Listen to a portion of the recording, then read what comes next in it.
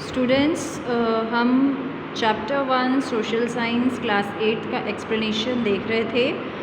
आज हम अपने पार्ट 6 एक्सप्लेनेशन पर हैं। ठीक है, ये आपकी MP board book page number 5 का एक्सप्लेनेशन मैं आपको सेंड कर रही हूँ।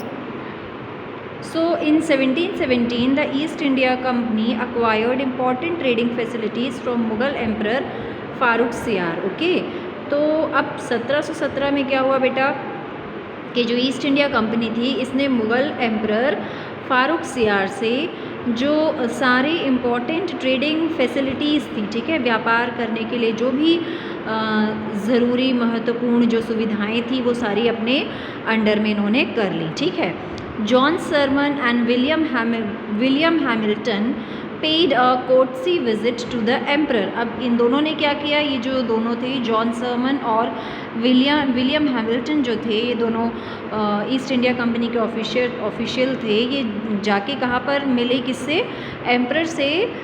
कोर्टसी मतलब एक हाज़िरी लगाने एम्परर के पास गए। ठीक है, अब उस समय एम्परर जो थे वो बहुत सीरियसली इल थे, बीमार थे। Emperor got cured after following the advice of William Hamilton. William Hamilton ने एम्परर को कुछ एडवाइसें दी कि भाई आप ये चीज़ें फॉलो कीजिए, ये दवाइयाँ खाइए और इससे आप बहुत जल्दी ठीक हो जाएंगे। तो वो ठीक हो भी गए और इस चीज़ से खुश होके जो एम्परर थे इन्होंने क्या किया, 3 decrees provided a lot of facilities to the company. ठीक है, बहुत सारी सुविधाएं कंपनी को दी। ठीक है, the company earned the right to trade in Bengal. इसके अलावा कंपनी को ये भी अधिकार दिया कि भाई आप बिना टैक्स दिए बंगाल में व्यापार कर सकते हो। आपको सिर्फ 3000 रुपीज़ की एक सालाना पेमेंट किसको देनी पड़ेगी, एम्परर को देनी पड़ेगी। ठीक है, इसके अलावा कंपनी को ये भी परमिट हुआ कि आप कलकत्ता के आसपास का जो एरिया है उसे हायर कर सकते हैं, मतलब उसे आप किराए से उस एरिया को ले सकते हैं। ठीक है, अपने काम के लिए। कंपनीज ड्यूज़ व waived of in Hyderabad province. फिर कंपनी के जो ड्यू बचे थे, मतलब हैदराबाद में निज़ाम को जो कुछ पैसों का लेन देन बचा था वो भी इस हेल्प जो कि इन्होंने एम्परर की, इसकी वजह से इनका ख़त्म कर दिया गया। ठीक है, मतलब आपको अब कोई ड्यू नहीं देने। Coins minted by the company in Mumbai were in circulation in the entire Mughal empire. फिर कंपनी ने जो सिक्के मिंट किए थे, कॉइन्स मिंट करना जो शुरू किए थे मुंबई में, वो धीरे धीरे करके पूरे मुगल एम्पायर में फैल रहे थे। Thus the company's business and supremacy increased by leaps and bounds in India। और इस तरह से धीरे धीरे करके बेटा कंपनी का जो बिज़नेस था, उनकी जो सुप्रीमेसी थी, मतलब हमारे यहाँ के जो शासन तंत्र है, यहाँ के जो लोग हैं उनके ऊपर अपनी सुप्रीमेसी दिखाना, अपनी सुपीरियॉरिटी दिखाना, ये सब कुछ क्या हो रहा था, धीरे धीरे करके बढ़ रहा था। ठीक है, नेक्स्ट जो टॉपिक है हमारा वो है Anglo French rivalry Carnatic Wars. तो जो एंग्लो फ्रेंच ट्रेडिंग राइवल, मतलब फ्रेंच एंग्लो फ्रेंच कुछ बचे कुछ फ्रेंच पीपल्स थे उनके बीच और ईस्ट इंडिया कंपनी के बीच जो राइवलरी, जो टकराव चल रहे थे बिजनेस को लेकर के, वो किस में रिजल्ट हुए, वो वॉर में टर्न हो गए। ठीक है, लड़ाइयों में तब्दील हो गए। So it is important to know about the resources and powers of both before studying the wars that ensued between the two. तो इसके पहले हम दोनों की लड़ाइयों के बारे में पढ़े कि किस तरह से लड़ाइयाँ शुरू हुई। तो हम उसके पहले जो स्टार्टिंग है थोड़ी सी हम वो देख लेते हैं कि दोनों के पास क्या क्या रिसोर्सेज थे, कौन से पावर्स थे और किस वजह से लड़ाई शुरू हुई। ठीक है, so British East India company was a private organisation whereas French company was under the control of French government. British East India company एक प्राइवेट ऑर्गेनाइजेशन था जो सरकार ने भेजा था, ठीक है, एक कमेटी बना के, जबकि जो फ्रेंच कंपनी थी वो डायरेक्टली फ्रेंच गवर्नमेंट के कंट्रोल में थी। ठीक है, ईस्ट इंडिया कंपनी अपने डिसीजंस लेने के लिए बिल्कुल फ्री थी, अपना पावर उनके पास था, वो जहाँ चाहे अपना डिसीजन ले सकते थे। लेकिन जो फ्रेंच थे उन्हें छोटे से छोटे डिसीजन लेने के लिए भी अपनी गवर्नमेंट का वेट करना पड़ता था। ठीक है, मतलब कुछ काम करना है तो पहले गवर्नमेंट से परमिशन लेनी है अपनी, जब परमिशन मिलेगी तभी वो काम होगा। Officers and employees of the British company worked hard with devotion, but this was not the case with the French company। East India company के जो ऑफिसर्स थे वो अपनी कंपनी के लिए, एम्प्लॉयज़ जो थे अपनी कंपनी के लिए बहुत हार्ड वर्क करते थे, लेकिन फ्रेंच में ऐसा कुछ नहीं था। फ्रेंच कंपनी में ऐसा कुछ नहीं था, इतने ज़्यादा वहाँ पर हार्ड वर्किंग जो उनके एम्प्लॉय थे वो नहीं थे। British East India companies dominance over the area was also wide. फिर ब्रिटिश ईस्ट इंडिया कंपनी का जो डोमिनेंस था, प्रभाव था, असर था, वो ज़्यादा था as compare to French company. ठीक है, अब प्रभाव या असर का मतलब होता है बेटा कि जैसे किसी एरिया में जाना, वहाँ अपना सामान बेचना। ठीक है, तो आप अपना सामान किस तरीके से सेल करते हो, कितने इनोवेटिव वे से सेल करते हो, कितना हार्ड वर्क उसमें लगाते हो, this is the dominance. French company had only important trading center in Pondicherry.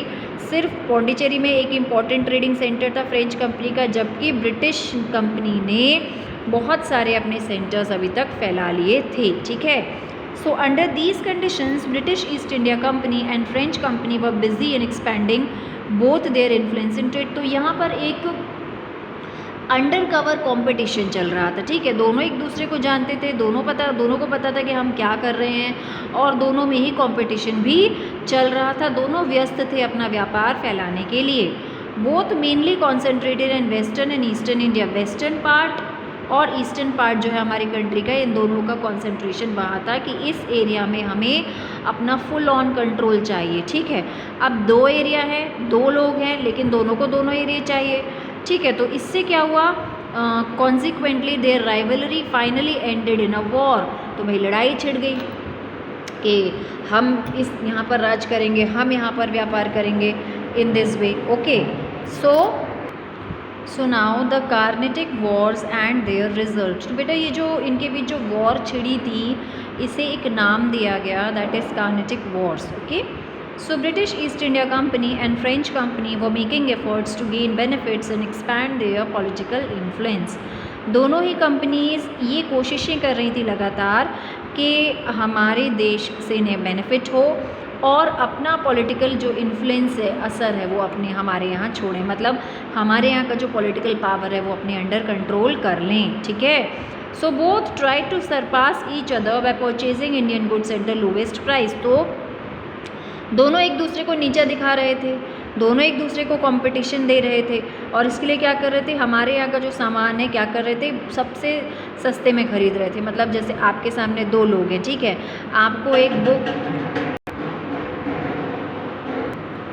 Okay, suppose 2 peoples are in front of you, और आपके पास एक बुक है। ठीक है, तो आपने एक एक्स है, उसे बोला कि भाई, एक्स ने बोला कि मैं ये चीज़ 100 रुपीज़ में आपसे ख़रीदूँगा। तो वाई ने बोला नहीं, मैं तो 80 रुपीज़ में ख़रीद लूँगा। तो आपको कम पैसे कहाँ देने पड़ रहे हैं, वाई को, because he is giving you 80, he is asking for only 80 rupees. तो इस तरह से एक्स ने क्या किया, और कम कर दिया, फिर इसने और कम कर दिया। Okay, so both of them, these both 2 companies, they wanted to have a control over the Indian markets. तो हमारे यहाँ के मार्केट्स पर दोनों कंट्रोल चाहते थे। ठीक है, तो ज़्यादा से ज़्यादा फैसिलिटीज़ चाहते थे, और इसके लिए हमारे इंडियन स्टेट्स के जो इंटरनल अफेयर्स थे, ठीक है, मतलब राज्य के अंदर क्या होना है, क्या नहीं होना है, कौन सा डिसीजन लेना है, ये सारे डिसीजन किंग लेता है ना, कोई बाहर का व्यक्ति तो लेता नहीं है। लेकिन ये दोनों कंपनीज़ हमारे स्टेट्स के इंटरनल अफेयर्स में भी इंटरफेयर करने लगे थे। ठीक है, दोनों ही ये सपना देख रहे थे कि हमें इस देश का पॉलिटिकल पावर मिल जाए, हम यहाँ पर बैठ के बिज़नेस करें, हम यहाँ पर बैठ के रुपये कमाएं। ठीक है, तो ये सारे सपने दोनों ये जो कंपनीज़ थी वो देखने लगी थी। आगे आते हैं बेटा, हेडक्वार्टर जो था वो फ्रेंच कंपनी का, वो कहाँ पर था, पौंडीचेरी में, on the south east coast. जबकि ब्रिटिश कंपनी का जो मेन सेंटर था वो था फोर्ट, किला था उनका सेंट जॉर्ज मद्रास में, जो कि पौंडीचेरी से बहुत ज़्यादा दूर नहीं था। तो दोनों ही कंपनी जो थी महत्वाकांक्षी थी, है ना। तो जो कंटिन्यूसली दोनों के बीच स्किर्मिशेस, मतलब गलत फहमियाँ, थोड़ी बहुत लड़ाइयाँ, कोल्ड वॉर जो चल रही थी, वो क्या हुआ, फाइनली एक बहुत बड़ा झगड़ा बन गया, बहुत बड़ी लड़ाई बन गई इन 2 कंपनियों के बीच में, जिसे नाम दिया गया 3 कार्नेटिक वॉर्स। ठीक है, और ये 3 पूरी वॉर हुई थी। ओके, अलग अलग सालों में हुई। These are known as Carnatic Wars. Clear everyone? So in the next video we will going to read detailed about the first and the Second Carnatic Wars.